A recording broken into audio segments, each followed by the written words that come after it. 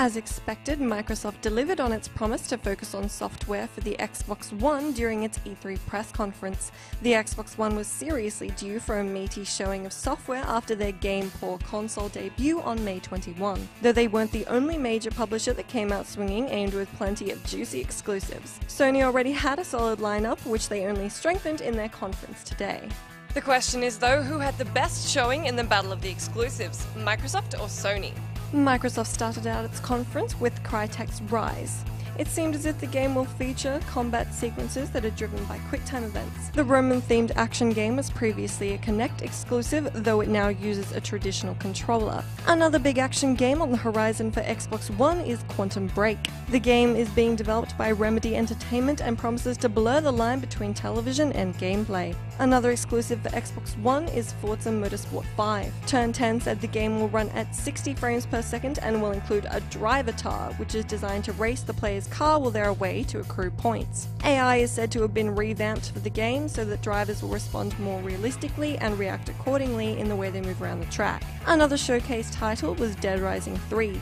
Set 3 days after an outbreak in Los Perdidos, the game focuses on new protagonist Nick Ramos. The game will incorporate driving, dynamic ways to evade the undead hordes, and smart glass integration. Players will be able to call in airstrikes using smart glass to help combat swarms of zombies. Another feature returning to Dead Rising 3 is crafting, so you'll be able to strap flashlights to guns or whatever you prefer. In the indie sphere, Microsoft featured Capybara Games' Below. The game is described as a creative take on roguelike gameplay in a mysterious world full of secrets. Deadly Premonition developer Swery65 is all set to throw his hat in the ring with D4, a new episodic series. Other exclusives to come out of the conference were Rare's Killer Instinct, which has been revived for the Xbox One, as well as a brand new Halo game due out in 2014. The cinematic trailer for Halo included what looked like a gigantic Prothean enemy and a cloaked Master Chief in the desert. Microsoft rounded up its conference with Respawn Entertainment's Titanfall. The first-person shooter will feature ground combat as well as the use of mechs called Titans. From what we've seen so far, Titanfall is multiplayer focused, though this doesn't necessarily rule out a single-player experience. Titanfall has been confirmed to be an exclusive for Xbox One, though it will eventually make its way onto 360 and PC.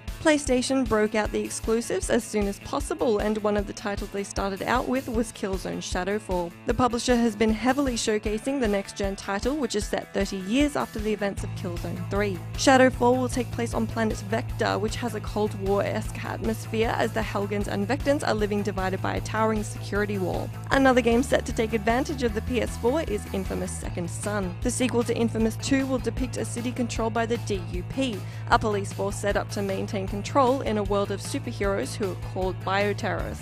A little more left of field from the AAA titles is Knack, a platformer where the main protagonist has the ability to incorporate ice, metal, and other substances into his body. Facing off against Forza is Evolution Studios' Drive Club. The racing game will focus on highly detailed cars and extensive incorporation of social racing teams and other community features. Capcom has delivered for fantasy fans with Deep Down, currently only a working title. The game was announced at the PS4 reveal in February and is currently being developed alongside Panta Ray, a new graphics engine. Deep Down will feature a medieval aesthetic.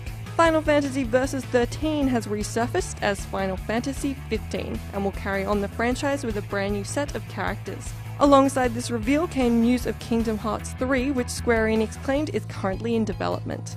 Let us know in the comments who you think won the battle of the exclusives, and while you're at it, subscribe to us on YouTube and stay tuned to GameSpot for all our E3 coverage.